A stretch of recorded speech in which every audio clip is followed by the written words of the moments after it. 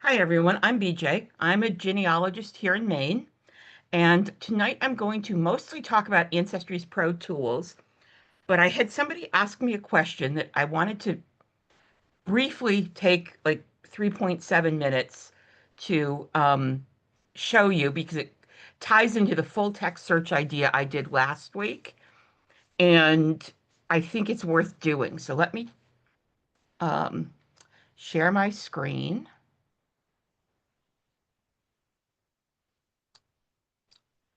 And this is Internet Archive, archive.org, and it has two elements, and I'm only going to talk about one of them tonight. The Wayback Machine, you can if you have an old link that no longer works on the internet, you can try putting it in here and see if they captured a copy. But what I'm going to talk about is the this Internet Archive down here, and they've got 44 million books and other things in text. And so the question I got was, does this have a full text search as well? And the answer is yes.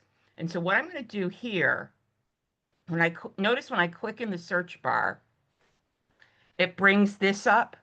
And if you search the metadata, that's very much looking at, subject headings, author title, some keywords, but not the entire text of the book. If you click on this next one, search text contents, it will indeed search the full content. So let's put in my old friend, Zadok Wilkins. And if we hit go, and this takes a little longer than the metadata because it's searching those 44 million documents. You'll see here that here's that Vital Records book for Middleton put out a little over 100 years ago, various, um, books of extracts from the census, um, other copies of the Vital Records of Middleton. Would have been put up. This is Allen County Public Library, whereas this one was put up by, doesn't say easily. So, Okay, you're not sharing a screen.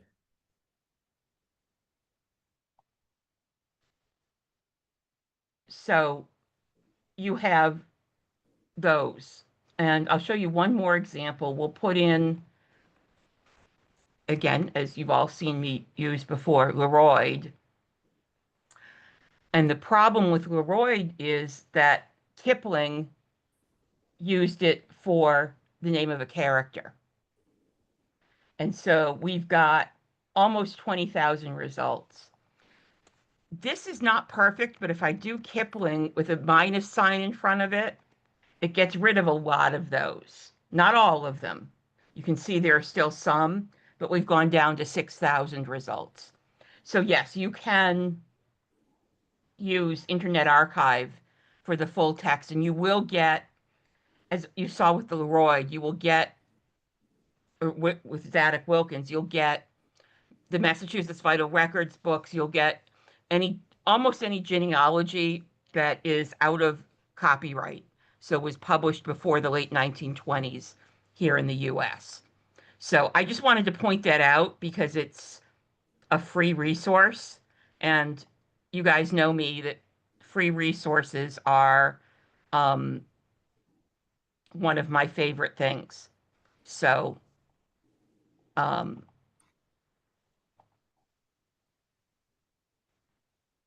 I figured that that was worth taking the few minutes to show you.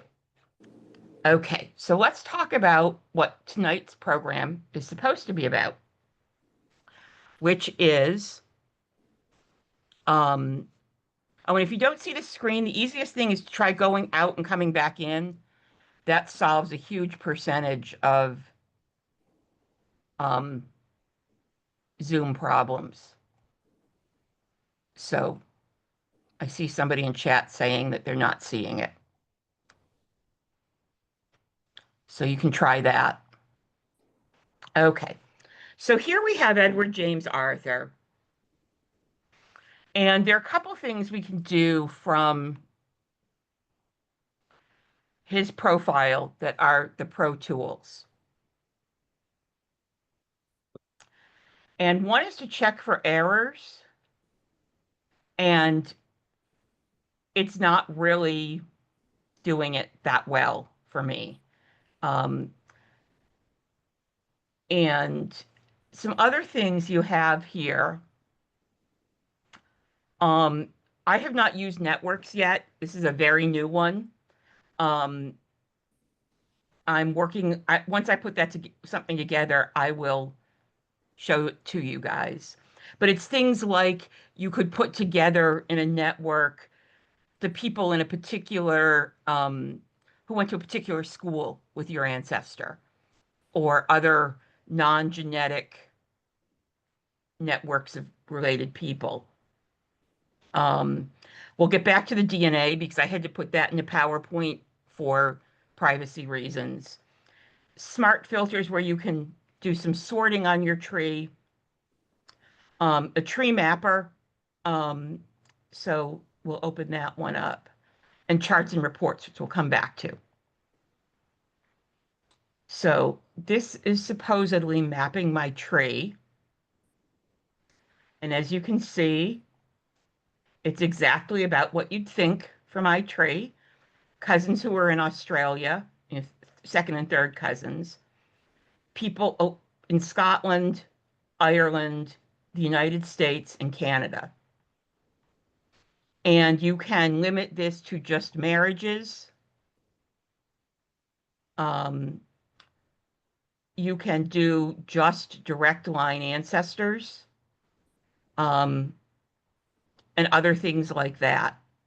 Um, so if we, and it's, oh, I know, it's working from my tree with the Arthur tree. So let's do a different tree that actually has more data in it. So we'll go back to, this is my big tree, and it's a little out of date, but we'll go from here. And we'll go into the tree rating.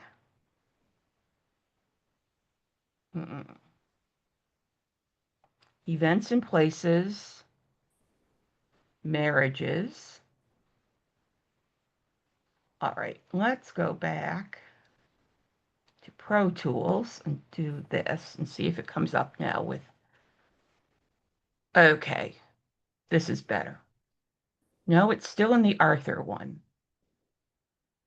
Why is it not doing what I want it to do?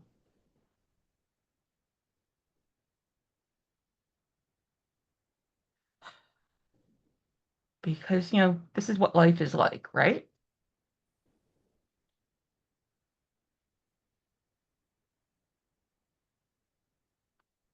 Let's see if it worked this time.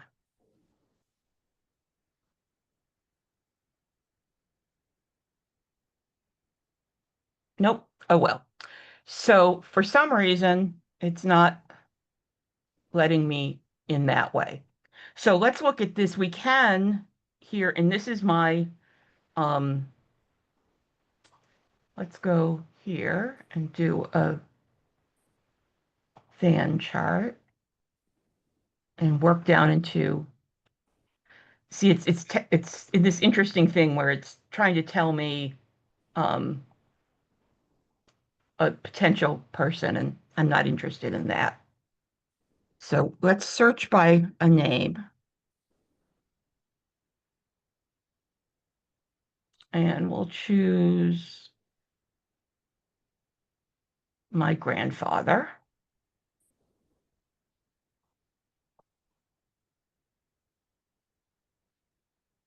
And so we have him, and we can check for errors and go back to more Pro Tools and see if it works this time. And I don't get upset when things don't go right, because this way you're seeing that even for somebody like me who's pretty used to working with this. Occasionally things don't do what I want. And as you remember, you can always, if you don't know where you are on a website, you can always go up to the logo at the top and click. But we'll try the tree mapper and see if it works this time. It did. So we're going to go for just my direct line ancestors.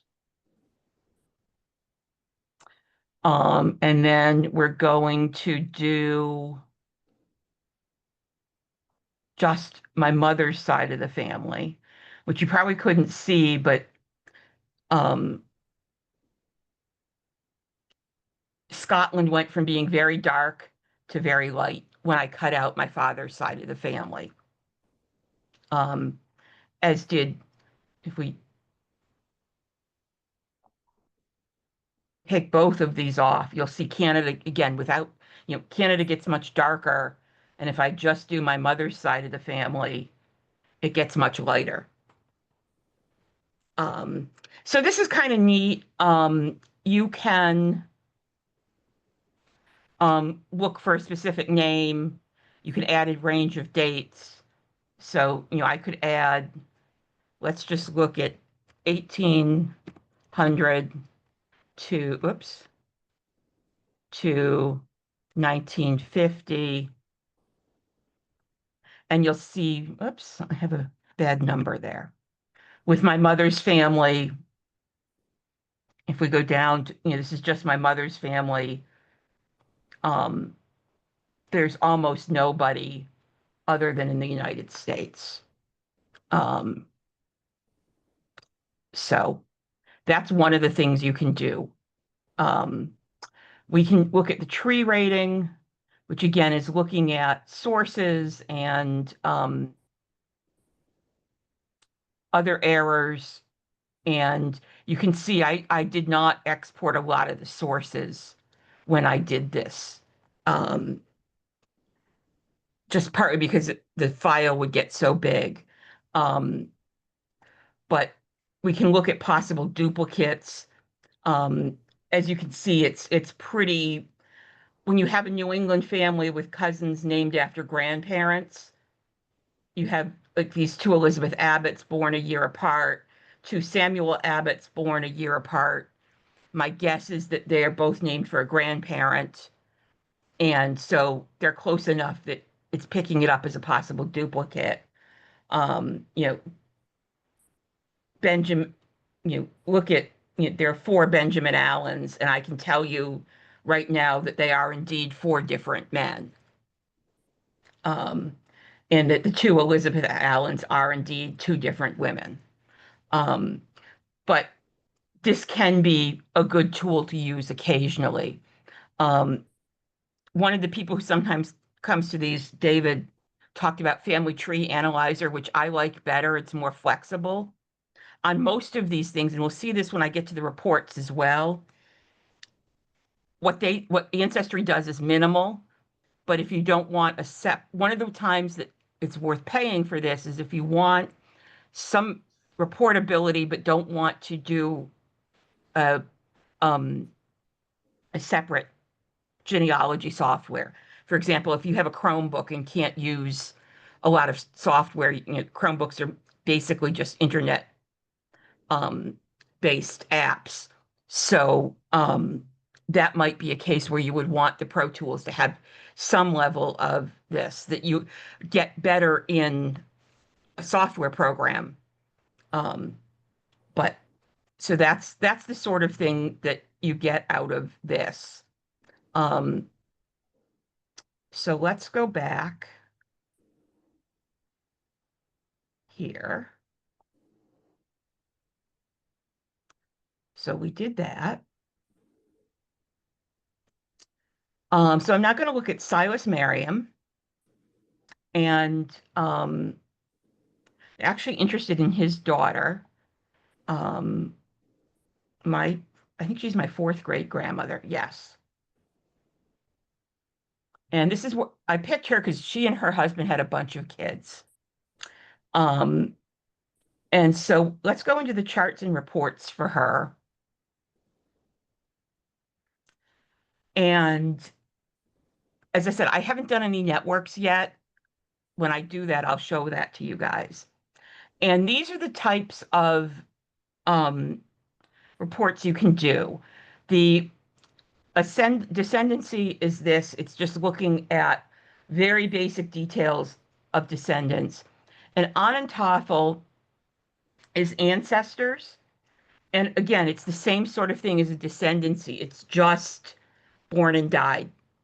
And it's just in this, the descendancy includes siblings. The Onontoffel is just your direct lines. It's actually German for ancestor table. And so all it is the person you're interested in, their parents, their grandparents, and so on. Um, and one of the variables you do have on this is you can change the number of generations. If you do this out of a genealogy program, you can do things like change the date style or how much of a place name you put and so on. But you don't have that kind of option here. Most of you are familiar with a family group sheet. This is a couple. And one of the things I do like here that a lot of the genealogy programs don't do, most of them just do the husband, father first and the wife, mother second. Ancestry does whoever you chose as your focus point first. So if I'm interested in Elizabeth Merriam, it's nice that she's the first and not Jesse Putnam. Let me make this you can make it a little bigger that way. This does a good job. You see there's a line between each child. Keep that thought in mind because I'm going to come back to that. And as I said, this is a family group sheet. You have really, other than choosing a different sort of look, these are the options you have on this. Whereas, again, if you do it out of a genealogy program, you have a lot more options. But this is handy to have, as I said, if you are not wanting the software for some point. Now, the one that I don't like is the register. And here's why.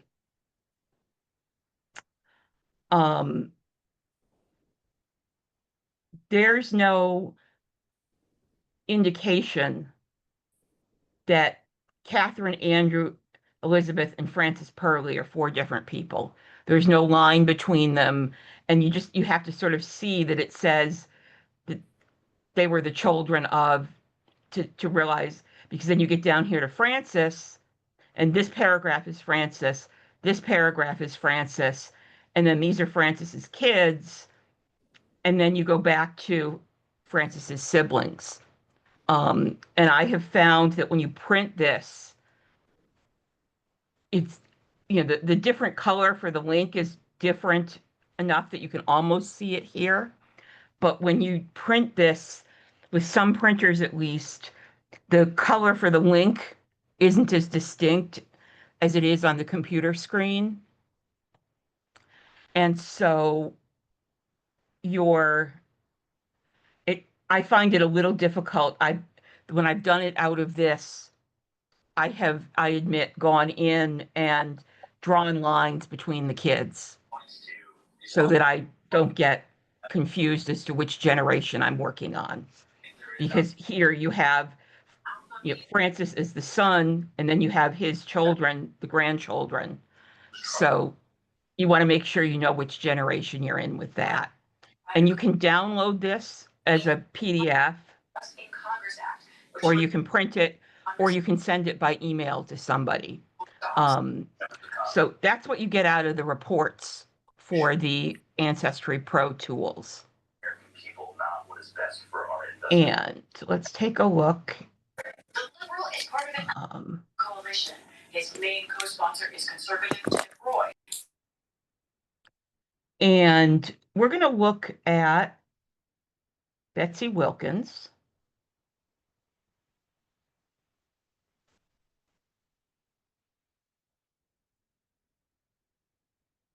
And I'm in a different tree, but this will work. So we have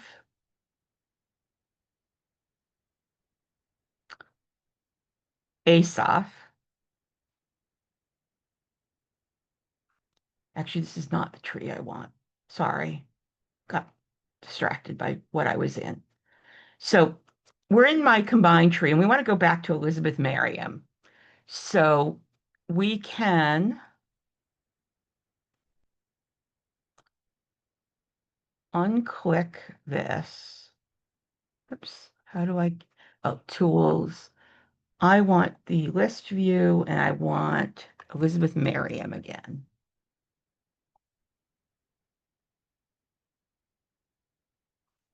Now, Elizabeth lived to a ripe old age. She died just short of 102 or 103. And as you can see, she and her husband had a whole lot of kids. Um, I actually have a photograph of her. I don't know that I have it here. We'll see it in a minute. She's the one that I found the photograph in the Niagara Falls, Ontario um, library, even though she lived in Danvers, Massachusetts.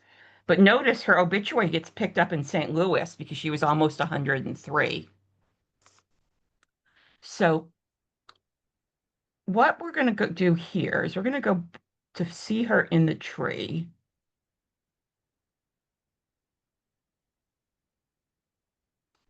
And we're going to go to a horizontal tree. I think the vertical one will look better for this. So we'll do this.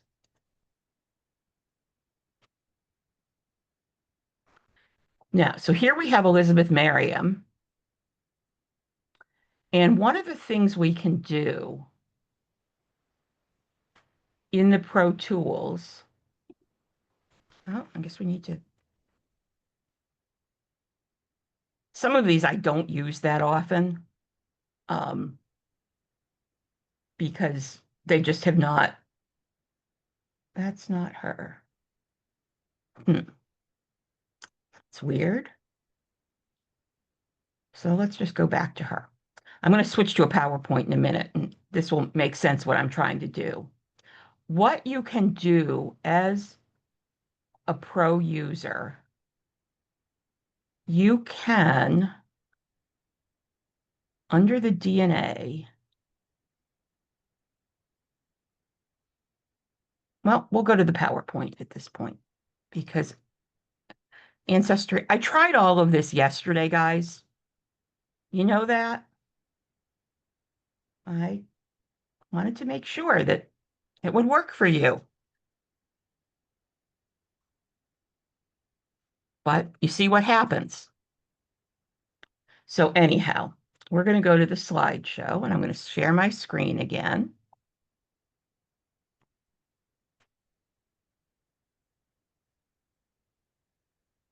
Are you all seeing it? Yes. Good. Okay, so we'll go from the slideshow. So here we have that picture of her at 102. And here she is in the tree. And what you can do, oh, I guess you click on her. I forgot that step. Add DNA matches descending from her is a choice that you don't get if you're not a pro member. And so I clicked on this, and these come up along the side. And these are people who are my DNA matches that are descended from Elizabeth. But I don't have the full, I haven't put a lot of these people in my tree because they're third and fourth cousins that I just had, these happen to be the second cousins.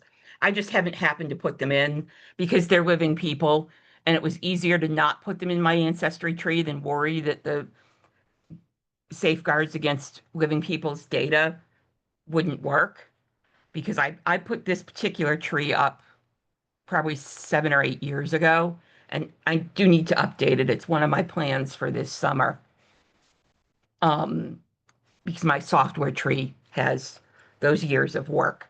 Um, and so this would automatically populate it. I have not done this because in this case, I know these are right. I've looked at the connection, but this is pulling from through lines, which may or may not be right. So that's that part of the pro. So let's look at the other part of the DNA. And this is the part where I will say, if you're doing this next stuff, it's worth having the Pro Tools. Okay.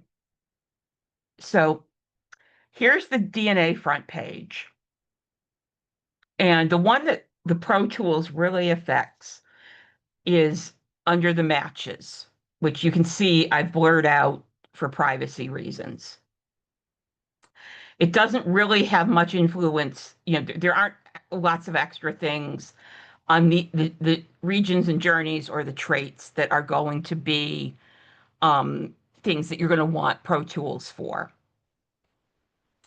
But the one big thing is you get your matches relationships with each other um, as a Pro Tool user. So here's the start of my matches. We've got my brother and my aunt and a first cousin. Um, and I know where they fit in my tree. They're not mysteries. But I go further down the tree, and again, you can just barely see that they have blurred out. I've got a little extension. One of the things I'm doing as a program later this summer will be a couple of the extensions that I have found very useful in my web browser. And this is one, instead of having to go in and blur out every person in a DNA page for me to put it in a PowerPoint to use with you guys, it does it automatically. It saves me loads of time, and it looks neater than my putting things through it. Now, a couple of these people, I have no idea who they are. They're saying third cousin, once removed, half third cousin, something in there.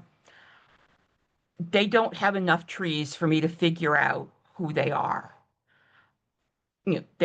Ancestry gives me an estimate that is usually pretty good on my dad's side or my mother's side. I have a few cases where it's not as good, but that's life. But what the Pro Tools does is the shared matches. And so what this means is the person up here, this is the relationship to that person that you can just see the bottom of. I cut it off, the blurred part, so that you could see the part that I wanted you to see. And this is the relationship to me. And these are the matches that match both of us. Now, the one tricky part here is in this column, it's only 20 centimorgans or more. So if this person here, if match 2 only matched the person, my target person, at 19 centimorgans, this wouldn't be here. But the match 2 is much more closely related to this other match I'm working on figuring out than he or she is to me. Does that make sense? But I can also then look, I know this person, match 1, this is something I put in, this 1, and it tells me the 1 means it's my dad's side of the family. And it's a Patterson descendant, I think. One of the things with Pro Tools is you do get more of these choices. I think you get 32 as a regular user and 64 as a Pro Tools user. But that means that I can go through and figure out, based on the people we both match, this person doesn't have a tree. When I clicked on tree, there was no tree there. But this person matches not only me, but this other person where I know who he is. And so I can then tentatively theorize that this person that I'm trying to figure out also matches through that same part of my tree. Does that make sense to everybody? So that's an overview of the Pro Tools. Um, as I said, the one that's really worth it is if you're working on genealogy or DNA mysteries, turning it on at least every few months to check the shared matches as opposed to just your straight matches. Um, most of the other things, if you have a Chromebook and you don't have the option of genealogy software, at least it gets you some reports you can print. It gets you some other little things like that. But the tree checking, if you use software and you can generate a GEDCOM, Family Tree Analyzer has options that you can make. It has much more flexibility. A genealogy software has more flexibility in the reports, in terms of what parts of a location do you want to print? How do you want to print women's names? Do you want, for example, legacy lets you do women by their maiden name or by their married name, um, depending on the type of report. See, if I'm generating a report where I'm looking at a woman in her adult years, I may want to put her in the list as her married name because that's what I'm looking for. But if I'm looking for pre-marriage stuff like her parents, I may want to have her in the tree. So in general, my basic, I'm not going to say that anybody should or should not get Ancestry Pro Tools. Um, I think the shared matches for the DNA matches is almost necessary if you've got a DNA puzzle. If you don't know how a couple of fairly close matches, third cousins and closer fit in, you're probably going to want to pay for at least a month to see shared matches and see if you can figure out how, but you can do a month and turn it off. That is one, without affecting your overall subscription. Um, I personally kind of think the shared matches should be part of the regular package, but I'm, you know, one who likes things kept simple. Um, so it very much it depends whether it's worth it for you. Um, and I expect all of you will make slightly different decisions. Um, you know, it's one of those things that if you're going to be on a research, I could see, for example, if you're going to be on a research trip and you want to be able to um, just update in Ancestry and send it to a cousin who's not on the trip, it might be worth it. But you know, the research, traditional research side Ancestry tools, for the most part, are more powerful in other software. Um, the case and the reason I've kept it and not turned it on and off as I want to for showing you guys is the shared matches, because I do have a couple DNA mysteries where the shared matches I keep going back to fairly frequently. So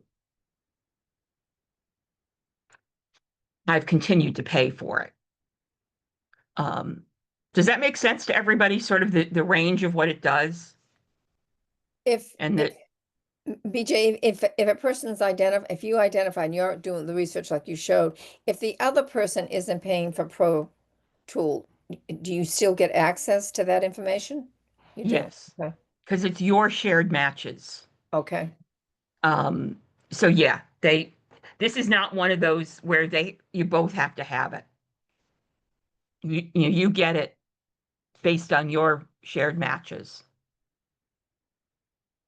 Um, as I said, it won't, if somebody matches the person you're doing the shared matches with at under 20 centimorgans, you won't get it. But in general, when you're getting out to that level of match, you'll have enough other matches that it won't necessarily matter. You're getting out to the fifth and sixth, fourth, fifth, sixth cousin range. Um, and there the quantity is just enough that, but yeah, it's my point. I am going to redo my intro to DNA series sometime this summer because things have been changing again enough that I figure it's been about a year, I think, since I last did it. So I figure that's one that's worth redoing as things change. And they're changing. Um, you know, tech, between the full text search and the DNA and what we can do as genealogists even 20 years ago was would have been quite science fiction like. And it's really the the third party DNA tools are really advancing. And my two biggest complaints about Ancestry's DNA, I have the three. One is that the shared matches isn't part of the standard package. One is that they won't let the third party tools in. And the third one is that they have not given us a chromosome browser. Um, and so our second, third, and fourth cousins who could be very helpful if we had a DNA browser or a chromosome browser aren't the sort who are going to transfer to one of the other services that does. Um, so, and I have lots of matches that I've identified at Ancestry, but I have matches at 23andMe and MyHeritage and Family Tree DNA that don't have trees, don't have enough shared matches for me to figure out who they are, um, and can't use the chromosome browser effectively because I can't put them in the tree. Or sorry, DNA Painter, because with the chromosome browser, I can't figure out where that DNA is coming from. But so yeah, so when people ask me about Pro Tools, my answer very much is it depends. And one reason I wanted to do this, they've added a couple things since I last did it, like some of that mapping stuff. But I wanted a program where I could point people to it and say, here's the scoop with video. Um, so that's why I did it. Any other questions?